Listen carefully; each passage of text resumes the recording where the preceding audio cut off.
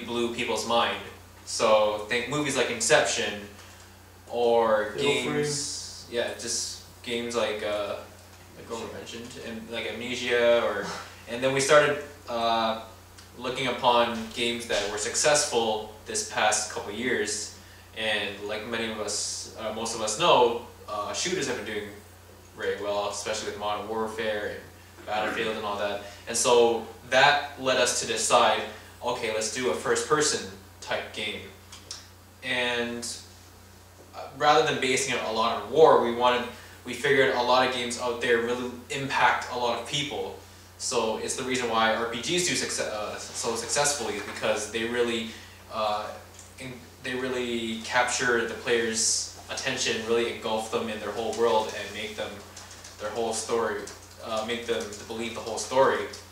And so we decided to go about a fear type theme, because it was one of the GW themes that we discussed when Ken Finney, in the first GW with Ken Finney.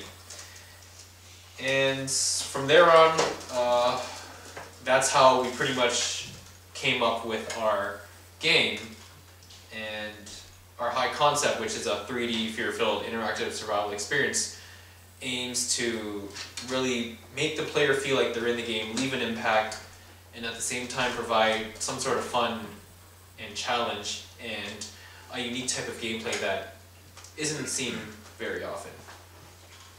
Another reason for justifying some of our game concepts and things like that, I forgot to mention that I was like the main person for like the business documents and things like that. So we justified our game like if we were to sell it in the real world, just like how we were going to do it, where we were going to do it, our target market, things like that.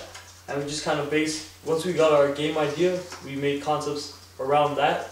Like target market obviously could have been for a 2 to 10-year-old, because it's supposed to be a scary game and no parent would want that. So we kind of made it a mature game and things like that. We had an idea, we made our idea, and then we tried to make it reality from there. You know what I mean? Try to build on it. Yeah. I think the hardest part about that was trying to figure out, because it was a first-person game, trying to figure out how to add the networking multiplayer concept to that. And but I believe the way we did it pretty successfully. And so we just took our main idea, which was like the horror game, and we had thoughts of trying to figure out how to. Ken Finney gave us a bunch of topics to choose from, so we picked horror because it seemed like a fun idea just at the beginning, and we just built on from there, and that's how we came up with our game Deceptive. In terms of, what do you want to say? Oh yeah, okay. Yeah. So no, just to elaborate on everything else that everybody else was saying, was pretty much that we came up with fear more so for the fact that we did look at the successful games that are out there right now, and they're all like shooters, but we kind of wanted to deviate away from what everybody else was doing, so we kind of kept the perspective in line.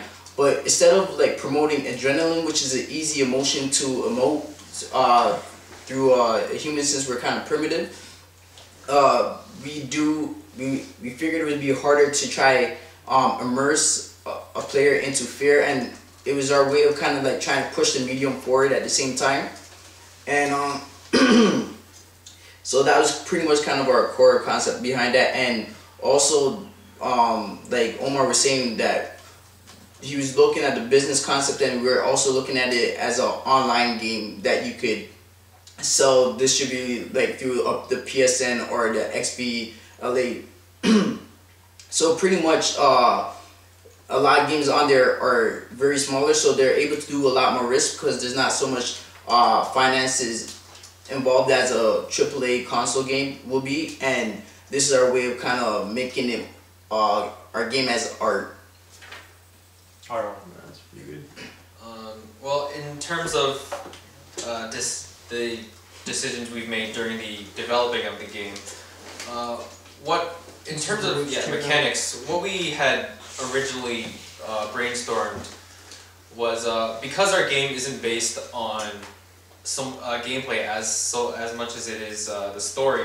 We wanted to be able to incorporate some sort of simple yet fun and possibly challenging gameplay. So what we did was, in the second level, we gave what we had originally planned out was the user had to find keys around the house in order to get out of the house.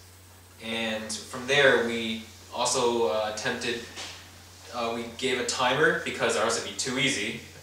With the timer, when the timer counted down as time got less, we would start bringing in some effects such as like have the camera shaking a little bit, or bring in some sound effects such as you can hear the kidnapper getting closer. In the last level, we attempted a combat system based on, we thought of it based on similar to a reaction based, where something like God of War or Resident Evil 4, where when the boss, QuickTime, where the boss made an action, the player had only a certain small window to react in time, and if they didn't, it would result in the player getting hit. And again, the player and boss can only take so many hits before one of them lose. Why we made the decisions is because we initially thought it wouldn't be too complicated to program. Unfortunately, we underestimated its difficulty.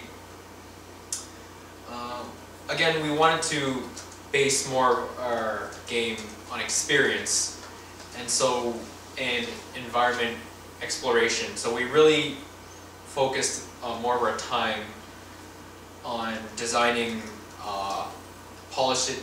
very polished models, sound, because sound is one of the biggest mediums to really immerse. Yes, thank you. Immerse players and really make them feel what we want them to feel. Cool. Alright, so lastly we're just going to talk about the constraints we have within the game from start to finish, and then how those constraints helped us to make the game better. There you go. Ali, you want to start off? Constraints. I guess time was a big constraint, as usual. Trying to balance GDW requirements along with side assignments and whatnot. Another constraint was just we overestimated some of our ideas, which in the end kind of made us change what we had to program, and which it still came out, half decent. Like I said, we had a problem with the program, but we kind of changed it to our advantage.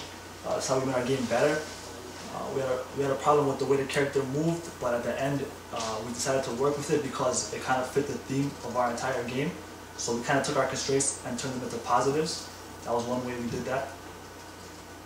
Another way was we had to implement our models like character models that we created into the game, and we had them stuck in a T-pose stance, and instead of seeing that as a problem, we just attached them to the wall, like, because they were supposed to be victims, like already killed victims, and we chained them up in the way so that they'd be forced to be in a T-pose.